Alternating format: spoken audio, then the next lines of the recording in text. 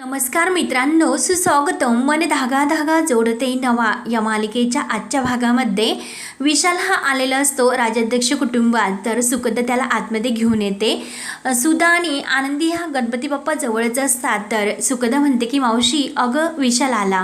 तेव्हा विशाल सुधाला नमस्कार करतो आणि सुद्धा त्यावर विशाल हा बाप्पांचे दर्शन घेतो. विशाल विचारतो की बाप्पांच्या विसर्जनाची तयारी इथेच आहे का? तर लगेच आदर्श पुढे येतो. आदर्श म्हणतो की हो, आणि म्हणतात की नकळत आपणच कुठेतरी आपल्या पर्यावरणाला हानी पोहोचत असतो आणि हे कुठेतरी थांबायला हवे असे मला वाटते. आणि शिवाय आपल्या नाशिक मधून जाणाऱ्या गोदामाईला स्वच्छ ठेवण्याची जबाबदारी आपलीच आहे ना. तेव्हा सार्थकला मात्र विशालचा राग असतो आणि रागानेच तो विशालकडे बघत असतो. त्यावर आदर्श सर्वांना सांगत असतो की म्हणजे आता आपण सर्वांनी मिळून हे ठरवलेले आहे की जे काही करायचे आहे ते आपण इको फ्रेंडली पद्धतीने करूया, म्हणून अंगणामध्ये हौद तयार केला आणि बाप्पाचे विसर्जन सुद्धा तेथेच करायचे. तर विशाल ते ऐकून म्हणतो की वा, खरंच तुमचा हा प्लॅन खूपच छान आहे. तेव्हा सुद्धा म्हणते की चला आपण आता विसर्जनाच्या आरतीची सुरुवात करूया. तेव्हा सार्थक लगेच विशालला म्हणतो की एक्सक्यूज मी, आणि रागानेच तो विशालला बाजूला होण्यासाठी सांगतो आणि गणपती बाप्पांची पूजा करून गणपती बाप्पा मोरया असे म्हणतो. तर सर्वजण गणपती बाप्पा मोरया असे म्हणू लागतात आणि तेव्हा आरतीला सुरुवात होते. सर्वजण मनोभावाने आरती करून गणपती बाप्पा मोरया असे म्हणतात. मंगलमूर्ती मोरया म्हणून देवाला नमस्कार करतात. पुढच्या वर्षी लवकर या असे म्हणून सार्थक आणि आदर्श हे गणपती बाप्पांना उचलतात आणि सर्वजण हे अगदी मोठमोठ्याने ओरडत असतात की 1 2 3 4 गणपतीचा जय जयकार,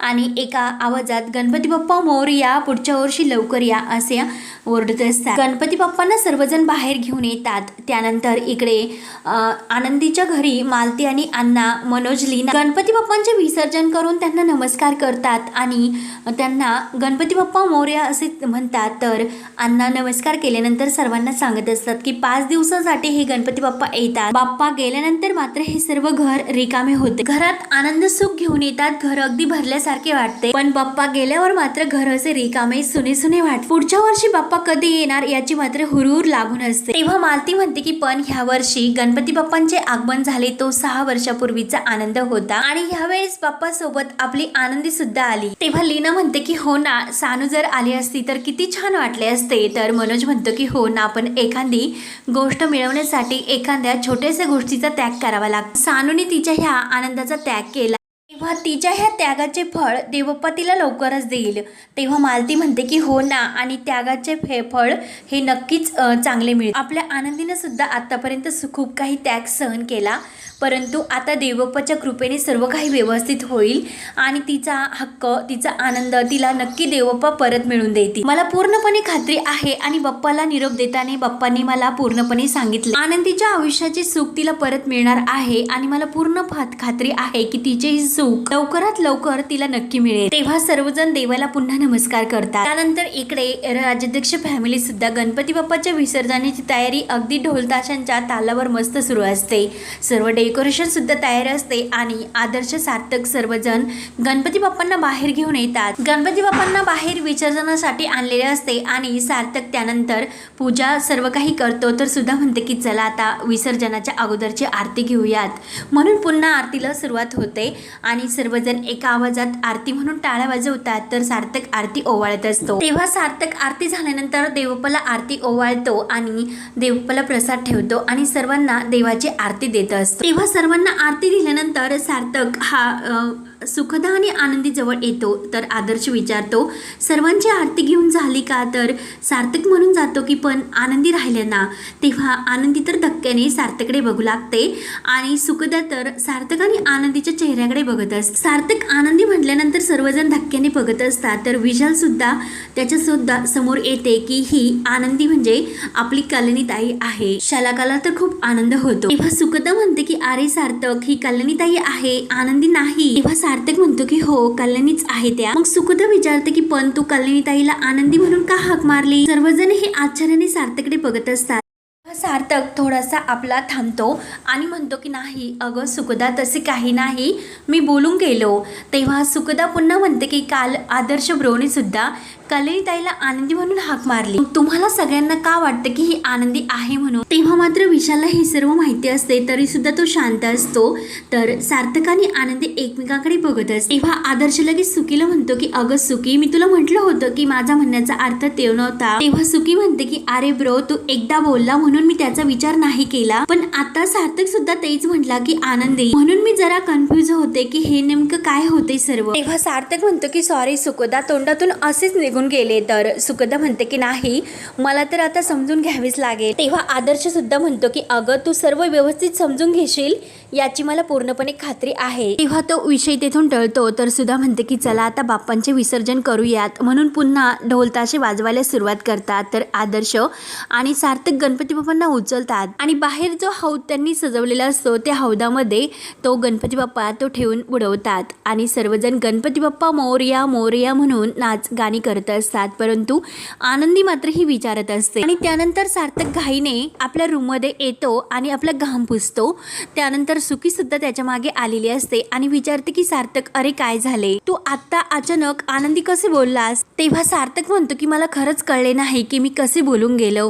तर सुकदा म्हणते की अरे तुला कल्याणी ताईमध्ये सारखी आनंदी का दिसते? सार्थक म्हणतो की तसे नाही, त्या कल्याणीच आहे. ऍक्च्युली काही जुन्या गोष्टी मला आठवल्यात, कदाचित मला भास सुद्धा झाला असेल आणि खरंच सॉरी सुकदा, मी चुकून हे सर्व बोलून गेलो. तेव्हा सुकदा म्हणते की नाही सार्थक, अरे तुझ्या डोळ्यात खरंच खूप जुनी ओळख दिसत होती. असे वाटत होते की तू पहिल्यापासून आनंदीला म्हणजे कल्याणी ताईला ओळखतो. तुमचे काहीतरी वेगळं नातं आहे, मग ते नातं काय आहे ते सांग बाबा एकदा. सार्थक मात्र खूप सिरियस होतो आणि बाजूला जाऊन उभा राहतो. तेव्हा सुकी पुन्हा त्याच्या जवळ येते आणि अरे तू तर खूपच सिरियस झाला. अरे तू इतका सिरियस होऊ नको, मला तुझी गंमत मी करत होते. अरे अशी कुठलीही गोष्ट मला विचारायची नाही की ज्याने तू माझ्यापासून दूर जाशील म्हणून. मला फक्त एवढीच गोष्ट सांग की तू कल्याणी ताईला नक्की आत्ताच भेटलेला आहे ना? तेव्हा सुकदा म्हणतो की हो अगं, ती पहिल्यांदाच मला भेटली आणि त्या दिवशी भेटली होती त्या दिवशी. तर सुकी म्हणते की ठीक आहे, माझा तुझ्यावर विश्वास आहे. तर सार्थकचे डोळे पूर्णपणे भरून आलेले असतात आणि तो सुकदाचा हात हातामध्ये घेऊन म्हणतो खरंच ग. तर सुकी म्हणते की इट्स ओके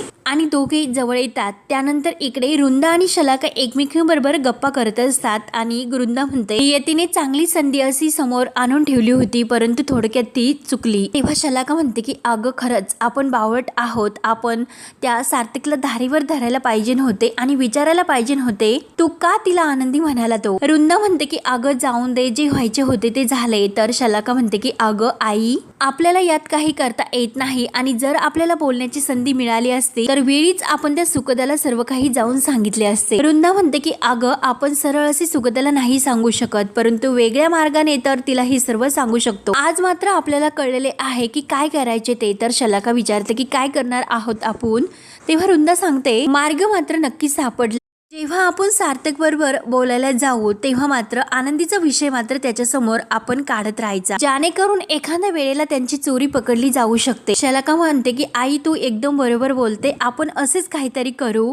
तर वृंदा म्हणते की सुकदा तर येथून निघून जाईन आणि त्या आनंदीचे मात्र विशाल बरोबर लग्न तर ठरलेले आहे आणि त्यामुळे सार्थक मात्र एकटाच राहीन आणि आपली तर मज्जाच मज्जा होईल. म्हणजे गेल्या काही 6 वर्षात जसे शांत होते तसेच अगदी आता शांत होईल आणि यापुढे सुद्धा ते तसेच चालू राहील. तेव्हा शलाका लगेच खुश होते. सार्थक हा आनंदीची ओळख करून देईल आणि हे सर्व लवकरात लवकर कसे सुकदा समोर येईल, त्यामुळे आई लवकरात लवकर असे काहीतरी कर, म्हणून त्या दोघी खुश विचार करायला सुरुवात करतात. त्यानंतर इकडे आनंदी आपल्या रूममध्ये येते, आरशासमोर उभी राहून विचार करते आणि खूप घाबरलेली असते की आज जर सुकदाला सर्व काही कळले असते तर काय झाले असते. पण सुकदाला मात्र काही कळायला नको, इतके प्रयत्न करून हे लग्न मी जुळवते, त्यामुळे ह्या लग्नात कोणतेही विघ्न यायला नको आणि सुकदाला सुद्धा काही कळायला नको. पण नेमकं मी काय करू आणि हे लग्न सुद्धा मोडायला नको, पण त्यासाठी काय करू तेच कळत नाही. आणि तेवढ्यात विशाल तिच्या मागून आलेला असतो. विशाल म्हणतो की मॅडम काय झाले? अहो सुकदा मॅडमच्या काही लक्षात आले नाही.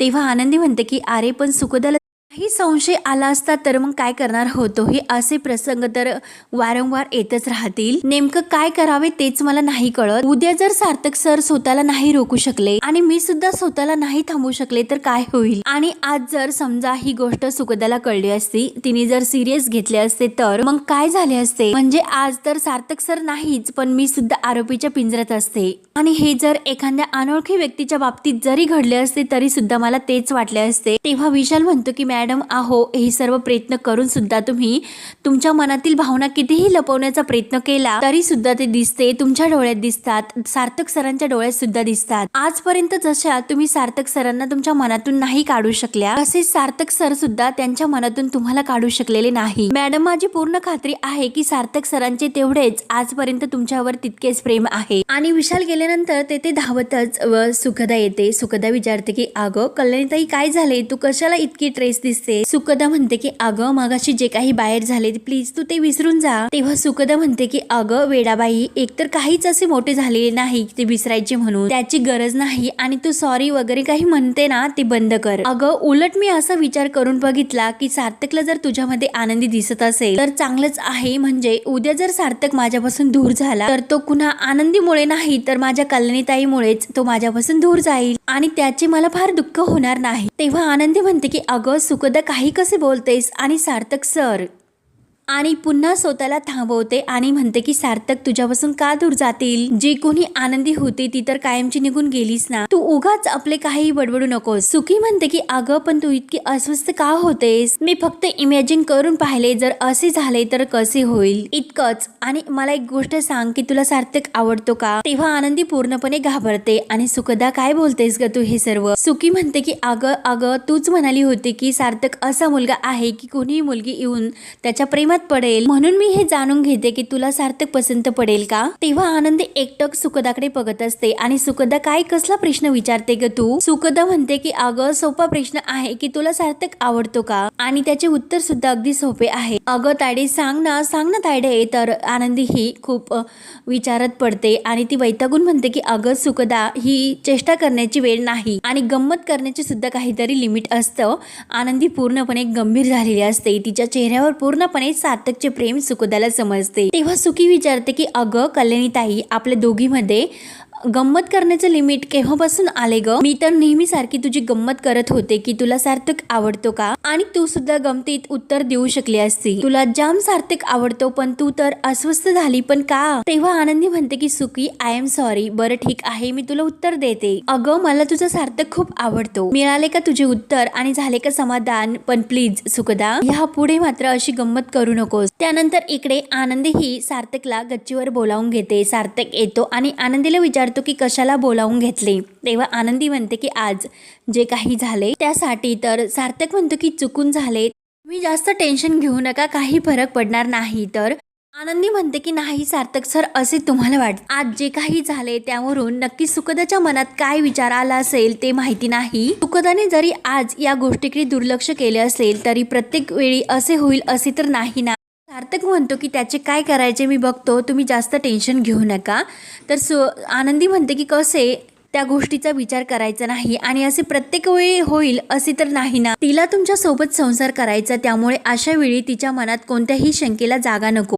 खूप विश्वासाने तिने मला तुमचं आणि तिचं नातं जोडण्याचा पुढाकार घ्यायला सांगितला. तेव्हा सार्थक म्हणतो की तिच्या मनाची तुम्हाला जास्त काळजी आहे, पण माझे काय? तर आनंदी म्हणते की पुन्हा तेच परत तोच विषय काढू नका आणि आता जमेल तितके मला विसरण्याचा प्रयत्न करा. आपल्यात आता हे अंतर कायम राहील. तेव्हा सार्थकच्या डोळ्यात पाणी येते आणि अंतर तर आपल्यात खूपच आहे आणि जे काही ठरवले तर एका क्षणात ते संपवता सुद्धा येते. तुमची इच्छा नाही, तुमच्या बाजूने हे अंतर वाढतच चालले. तेव्हा आनंदी म्हणते की हो, ते आता वाढतच राहणार आहे. तुमच्याविषयी आणि तुमच्या प्रेमासाठी माझ्या मनात कोणतीही आता जागा नाही. तुमच्या आठवणीसाठी सुद्धा माझ्या मनाचे दरवाजे बंद झालेत, त्यामुळे ते उघडण्याचा पुन्हा तुम्ही प्रयत्न प्लीज करू नका. सार्थक म्हणतो की नाही करणार, पण मला माझ्या प्रश्नांची उत्तर मिळायला हवीत.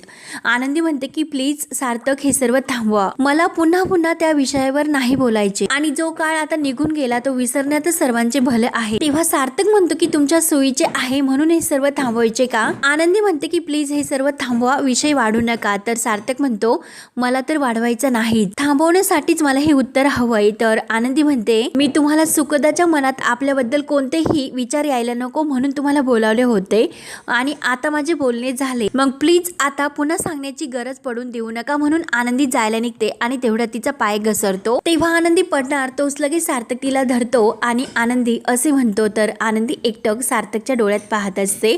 दोघांना एकमेकांशिवायचे डोळ्यातील प्रेम तर एकमेकांना दिसतेच आणि हा भाग येथे संपतो। पुढील भागामध्ये आनंदी ही सुखदाला म्हणते की आमच्या नवऱ्या मुलीला लग्नाची खूपच घाई झालेली दिसते तर सुखदा सुद्धा म्हणते की हो ग, खरंच किती फिलिंग असतात ह्या। तेव्हा आनंदीच्या डोळ्यात पाणी येते आणि ती म्हणते की आयुष्यातील सर्वात मोठा क्षण असतो हा, तुला सार्थकची उष्टी हळद लागेल आणि तो तुझा पहिला स्पर्श असेल। तेव्हा आनंदीच्या डोळ्यात पाणी आलेले असते आणि ही सुखदा बघते। त्यानंतर इकडे सार्थक सुद्धा आनंदीच्या जे काही आठवणी असतो ते जवळ घेतो आणि कितीही विसरण्याचा मी प्रयत्न केला तरी आनंदी तुम्हाला विसरू शकत नाही म्हणून तो सुद्धा खूप रडत असतो। तर तेव्हा आता पुढे काय काय होत राहणार हे पाहण्यासाठी आपल्या चॅनलला नक्की सबस्क्राईब करत राहा। धन्यवाद।